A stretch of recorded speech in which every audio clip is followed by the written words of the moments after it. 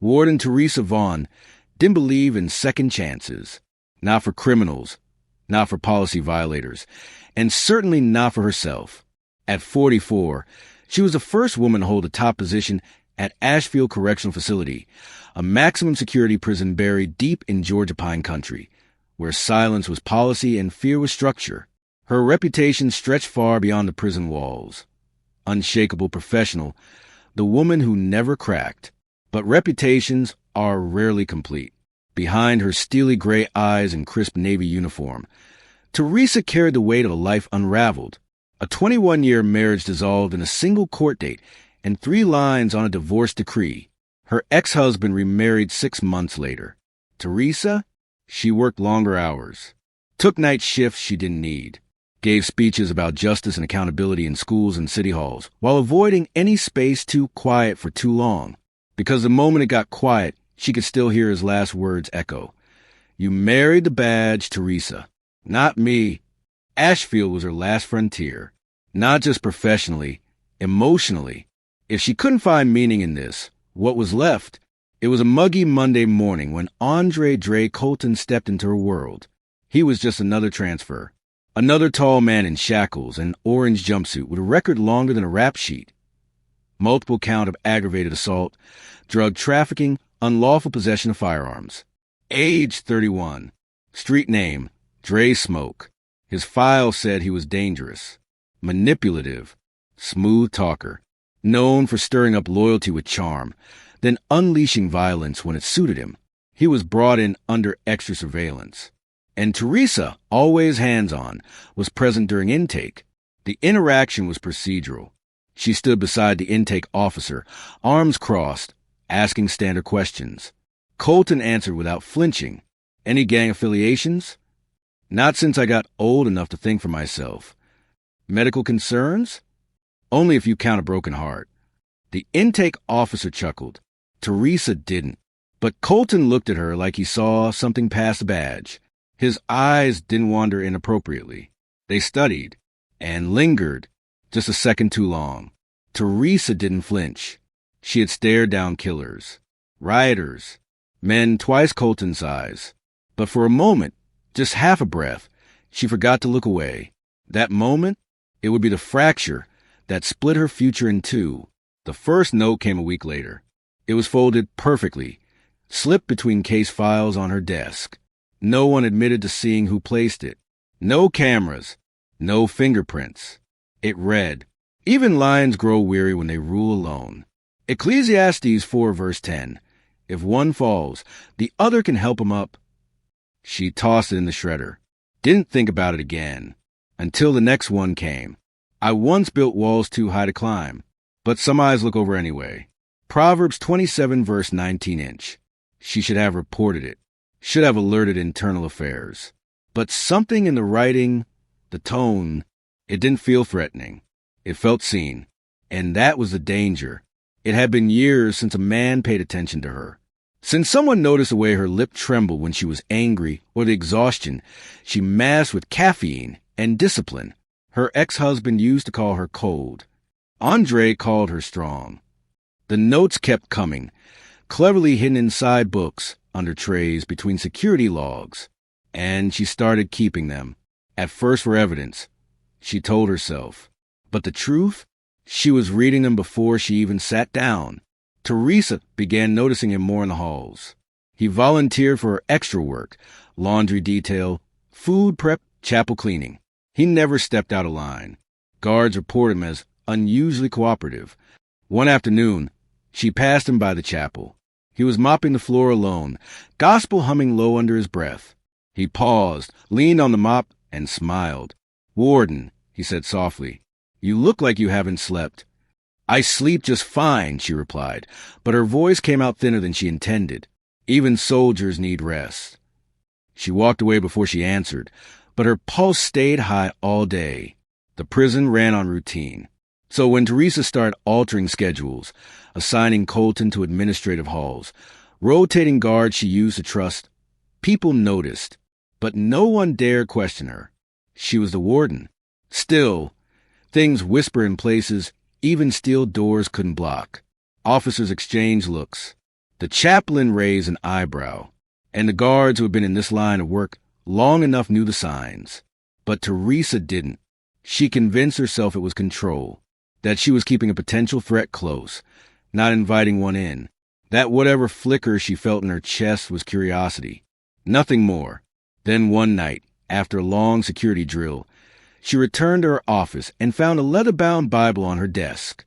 No note this time, just a small paper bookmark tucked inside. It marked Song of Songs for verse 7. "You are altogether beautiful, my darling. There is no flaw in you." She slammed it shut, locked it in a drawer. But that verse would echo through her thoughts every time she caught a reflection in the tinted glass, in the hall, in her office, in the security camera feeds. Weeks passed. Teresa grew sharper in the morning, more distracted in the evening. She checked security logs twice, removed herself from direct oversight of Dre's movements, and she stopped returning Officer McCallan's reports, the ones quietly hinting that Colton might be manipulating someone in administration. She couldn't afford rumors. Not now, because something had shifted, and she felt it in her bones. It wasn't love. Not exactly. It was something darker. A hunger to feel visible again. And Dre, through his calm, clever words and eyes that peel back armor, made her feel like a woman again. Not a badge. Not a title. A woman. But that was a fatal mistake. Because no matter how many keys she carried, not all prisons need bars. And not all guards stay on the right side. The line she kept her entire life, between right and wrong, policy and desire, had started to blur. And inside Ashfield Correctional, the strongest person in the building was about to become its most vulnerable. Something in Teresa Vaughn began to unravel the moment she allowed herself to linger in his gaze. It didn't happen all at once. There was no grand fall from grace, no dramatic thunderclap announcing her descent, just a series of quiet choices, tiny compromises that felt harmless in the moment. A longer pause in the hallway, a softer tone in her voice, a smile she hadn't worn in years. Then came the eyeliner. She hadn't worn makeup since her divorce, but one morning in March, she took an extra minute in the mirror, a sweep of mascara, a trace of nude lipstick. She wore like armor, but the truth was more delicate. It made her feel like she still had something worth looking at. The changes didn't stop there. A new perfume, subtle vanilla and cedar. A form-fitting black blazer with just a hint of satin at the lapel.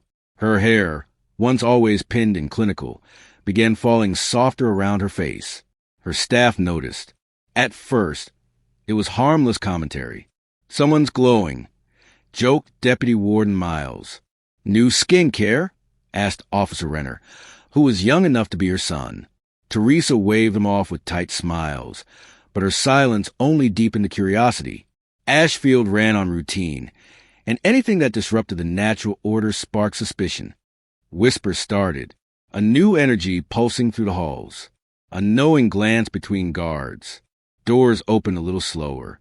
Conversations hushed when she entered the break room, but no one dared say her name aloud. Not with his. Dre Colton had begun appearing where he shouldn't, twice in medical, once outside admin, once near the chapel when his schedule had him on kitchen duty. Every time, there was a plausible excuse. A bribe passed to a lazy guard, a mistake in paperwork, an error in the rota system. Teresa didn't reprimand him. She warned the staff to be more diligent with schedules, then erased the flags herself in the logs, because by then they had crossed a line. It started with a burner phone, hidden inside a hollowed-out book left on her desk. She nearly dropped it when it rang for the first time. Just one buzz, no ID. She waited until her office door was locked before she answered. "Warden," his voice low and velvet. "You're insane," she whispered. "That's how I survived." That night, they talked for hours. About everything. Her past, his childhood, her regrets, his dreams. It was dangerous, reckless, intoxicating. Within weeks, notes turned into letters. Letters turned into touches. And then came the first encounter. Late at night, behind a locked records room, where the cameras just happened to be under repair. He kissed her like he'd studied her in 1,000 lifetimes. Gentle hands, slow breath. When she touched his face, it trembled, and so did hers. The power imbalance should have made it repulsive. But Teresa wasn't thinking like a warden anymore. She was thinking like a woman who'd forgotten what it felt like to be wanted, to be worshipped, to be needed. And Dre knew exactly what he was doing. He told her she was beautiful, that he'd never trusted anyone before her, that she was a salvation. But each whisper, each kiss, each promise was a tether around her neck, and she didn't even feel it tighten. Weeks passed, then months. Teresa made excuses for every irregularity, the extra security overrides, the temporary guard reassignments, the long hours she spent alone in her office with the blinds drawn. She ignored the first bruise, a small one on her wrist, probably hit the desk edge, she told herself. Then another on her hip. Must have been from that late-night stumble down the stairwell. Then came the mornings she couldn't quite remember. Waking up in her office chair, disoriented, head heavy, a strange metallic taste on her tongue. She chalked it up to exhaustion. But when she found the photograph, all excuses shattered. It was printed, not digital, folded into her drawer, beneath a stack of shift reports. A photo of herself, asleep in her chair, mouth slightly open, hair falling over her face. The timestamp scribbled in ink, 3:13 a.m. Someone had stood over her, watched her, touched her phone or camera. Maybe more. She locked the door, smashed the photo in the trash, checked the cameras. The hallway feed for that night was mysteriously blank. She didn't confront Dre. She couldn't, not yet. A part of her wanted to believe it wasn't him, that maybe a guard had stepped out of line. Maybe this was a threat, some warning. She still wanted to protect him, still clung to the illusion that he was incapable of hurting her. But her hands shook for the rest of the day. That night, he called her again. "You okay?" he asked, voice smooth as silk. "I'm tired," she whispered. "Something's wrong." "Everything's fine," he said. "You're just carrying too much. Let me carry you for a while." She hung up without saying goodbye. And still, she kept the phone. By May, the rumors in Ashfield had sharpened into speculation. Guards noticed her distance, her edginess, the dark circles under her eyes. One officer reported seeing Dre near her office door past midnight. Another said he spotted him in the restricted medical ward, alone. No one dared file an official complaint. Not yet. Teresa's authority kept them quiet, but her fear made her careless. She stopped logging keycard overrides. She forgot to review shift rotations.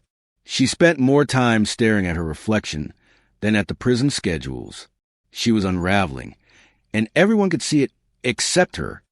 Then one evening, Dre said something that made her stomach twist. "I've been thinking, Warden, what if we just disappeared? What if we started over, just you and me?" She laughed nervously. "That's not possible. I'm not risking everything for her." "For love?" he cut in. She froze. His eyes changed then. Just a flicker. The softness dropped. His voice turned cooler. "I'd hate for anyone to find out what we've been doing," he said, casually flipping a letter between his fingers. A letter written in her own handwriting, one she thought she'd destroyed. That night, Teresa didn't sleep. She clutched the burner phone like it was evidence of her own destruction, because it was no longer an affair. It was blackmail. It was leverage. And love, if it ever was love, had turned into a weapon. Foreshadow. Love turned into leverage. And leverage in prison always ends in blood. Ashfield Correctional Facility ran like clockwork until the morning the warden didn't show up. It started with Miss 7:30 a.m. briefing. Then silence. No emails. No security logins. No directives for the day. Deputy Warden Miles waited an hour before unlocking Warden Vaughn's office with the emergency key card. Her purse was still on the desk. Her badge. Her water bottle. Even her reading glasses, folded neatly on top of an incident report from a night before. But Teresa Vaughn was nowhere to be found. At first, staff thought she might have left suddenly. Family emergency, perhaps, or illness. But her car was in the lot. No outgoing logs, no sign-outs from Central Dispatch. Her radio was charging in its dock. Her coffee mug, half full, had gone cold. By noon, the whispers began. Someone checked the camera logs from the night before. At exactly 11:39 p.m., Warden Vaughn was seen walking down the corridor towards Cell Block C. Alone. She paused briefly, looked over her shoulder as if hearing something behind her, then continued down the hallway and disappeared from frame. That was the last time anyone saw her alive. No footage of her leaving. No one signed her out, and no motion detected past midnight. The prison went on partial lockdown. Inmates were confined to their cells while staff swept the facility. Her name echoed through radios, over PA announcements, whispered through clenched teeth by officers who had once feared her presence. Warden Vaughn, please respond. Nothing. By day 2, her face was on the news. Warden Teresa Vaughn, age 44, has been missing since Tuesday night. The Georgia Bureau of Investigation is now assisting with the case. State troopers came in with dogs. Helicopters scanned the perimeter.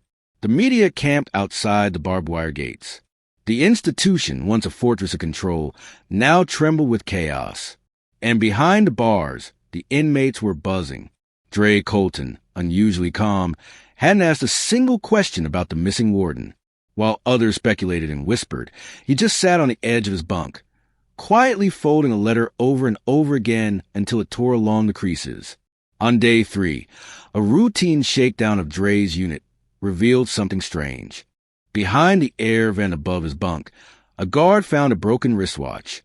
It wasn't listed in prison inventory. Its leather strap was frayed, the glass cracked and smudged with what appeared to be dried blood. Beneath the watch, wedged into the dust and rusted screws, was a single strand of hair, blonde, long, and unmistakably out of place in a cell block filled with men. The blood tested positive for human DNA. Though the confirmation would take days, the officers on site already knew. They had found traces of Teresa Vaughn. But where was the rest of her? Day 4, an old maintenance map of Ashfield was brought out during the investigation. It showed crawl spaces and storage rooms long forgotten by current staff, leftover relics from the prison's expansion in the early 2000s. One area, in particular, stood out, a sealed crawl space behind the former commissary, just off the kitchen wing. It hadn't been used in over a decade. No cameras, no keycard access, just a rusty utility door blocked by a broken mop sink and crates of expired cleaning supplies. 2 officers pried the door open. The smell hit first, sharp, metallic, and unmistakably wrong. Flashlights flicked on, cutting through the dust and cobwebs. Rats scattered. And then they saw her. Teresa Vaughn's body was wedged between old insulation foam and rotting crates of powdered eggs. She was wrapped in a faded white bedsheet, standard issue for inmate cells. Duct tape bound her ankles and wrists. Her skin was bruised, mottled purple and blue. Her lips were parted slightly, as if her final breath had never quite left her mouth. Her eyes had been closed, almost gently.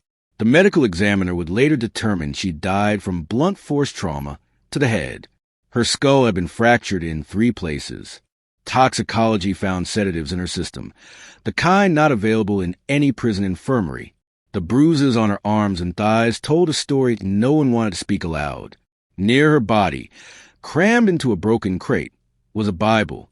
Not hers, not prison-issued. It had underlined verses and handwritten notes in the margins. Most were quotes about forgiveness, rebirth, and submission. On the inside cover, DC, the Bible belonged to Dre. By day 5, the headlines had changed. Warden Teresa Vaughn found dead in prison crawl space, inmate-tied crime. The administration held a press conference. They avoided naming Dre directly but confirmed a person of interest was being questioned. What they didn't mention was the whisper campaign building behind the prison walls.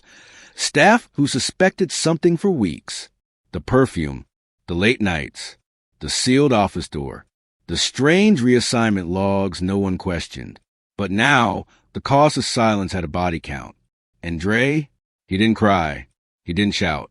He didn't even blink when he was pulled from his cell and placed in solitary. He asked for a pen and paper and started writing. When investigators reviewed her office, they found the burner phone hidden beneath the drawer lining. Thousands of texts, dozens of voicemails. Romantic, manipulative, threatening. There were messages from Dre saying things like, "If you ever leave me, I'll make sure they remember your name, just not the way you want. This place is your kingdom, but I know your secrets now. You don't own me. I own you. And the most chilling of all, see you tonight, my queen. We'll make it our last." That message had been sent at 10:58 p.m., 42 minutes before she disappeared into cell block C. By the end of the week, investigators pieced together the sequence. Dre had sedated her, likely slipping the drug into her coffee. Once she was disoriented, he'd lured her into a restricted zone, assaulted her, and then delivered the fatal blows.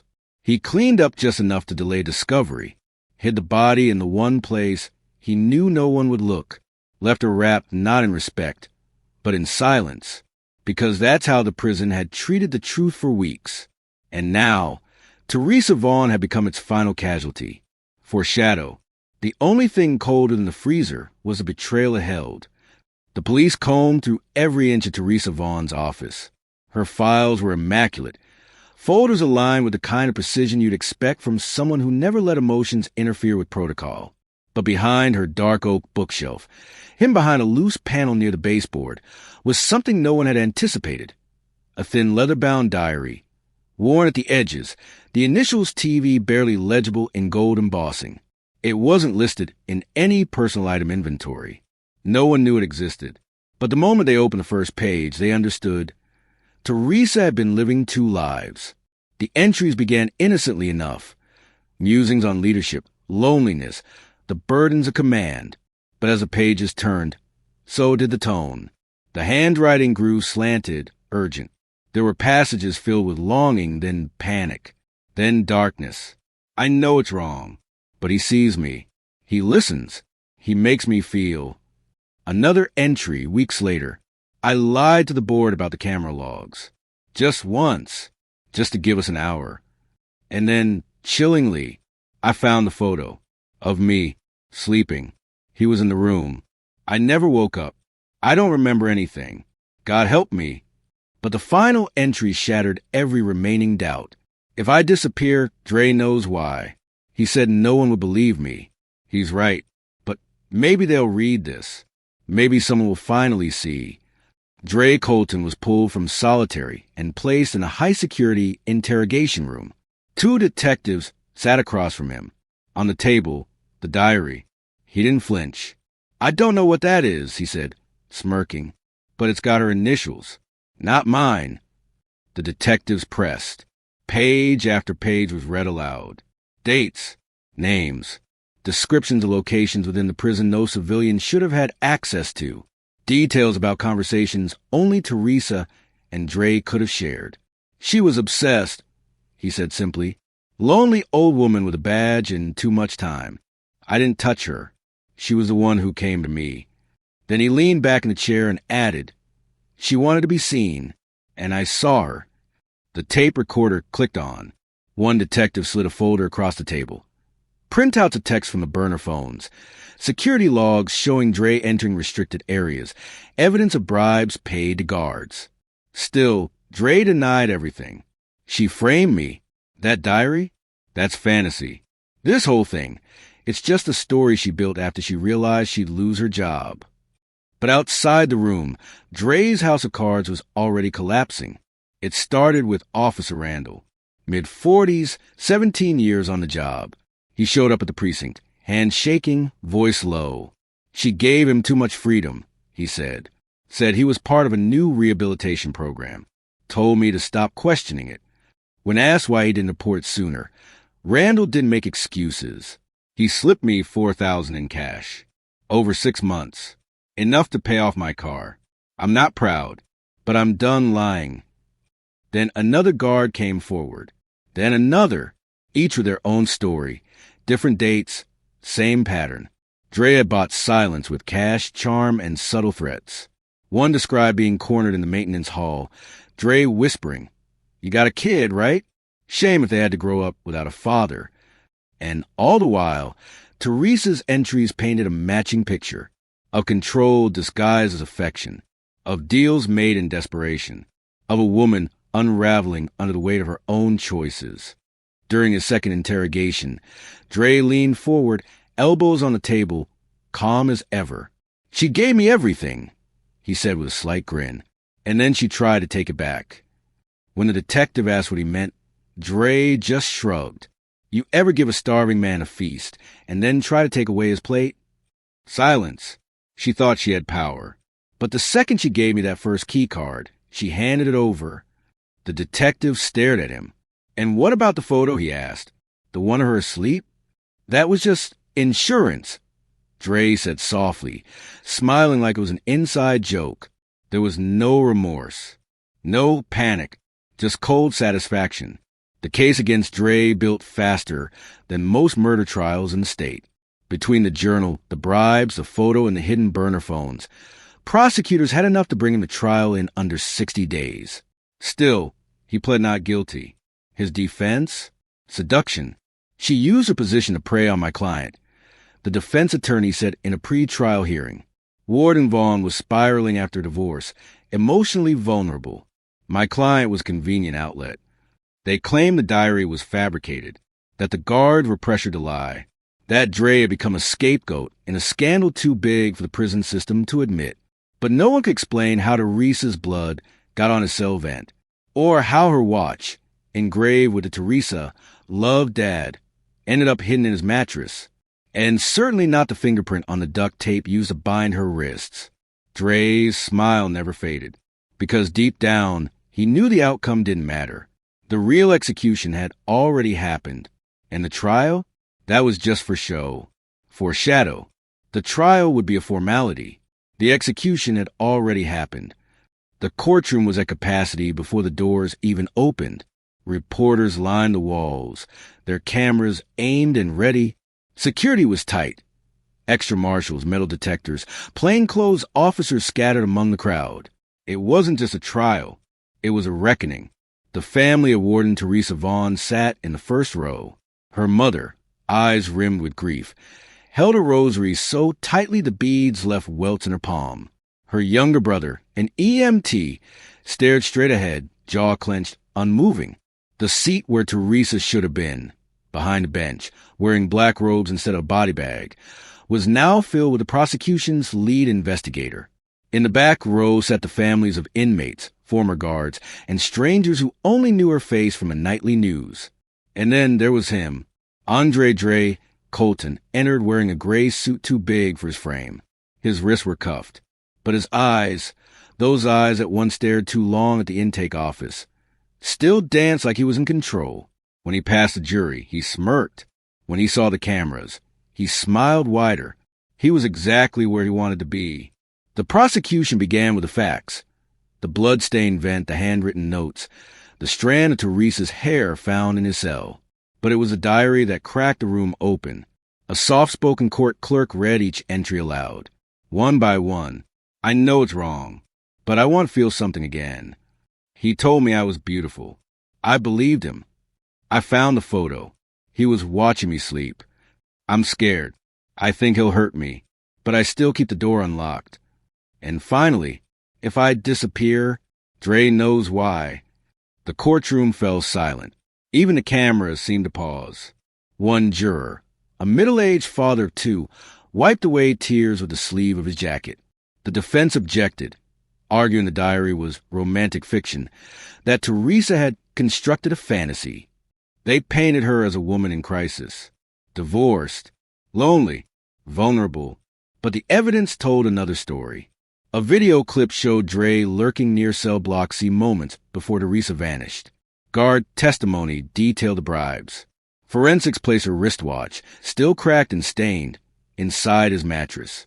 And no one could explain away the final image retrieved from a deleted file on Dre's burner phone. Teresa, asleep at her desk, her keys inches from her hand. The jury didn't speak much during deliberations. They didn't have to. It took just under 2 hours. When they returned, their foreman's voice trembled as he stood. "We, the jury, find the defendant Andre Colton guilty on all counts. Gasps. A sob. Teresa's mother collapsed into her daughter's arms. Dre tilted his head like he hadn't heard it right, then smiled. Again. The judge, stone-faced, delivered the sentence. Life in prison without the possibility of parole. But the real sentence had already been written. It wasn't in the verdict. It was in the legacy. Outside the courthouse, reporters jostled for space as Teresa's family exited in silence. Someone asked her brother how he felt. He said nothing, just looked up at the sky, eyes squinting into the sun, before walking away. The prison system issued no apology. The guards who took bribes were quietly reassigned. No charges filed. The warden's office at Ashfield Correctional was repainted, her nameplate replaced within the week. And Dre? He was transferred to a federal supermax. No sunlight, no contact, no smiles. But by then, it didn't matter. The damage was done.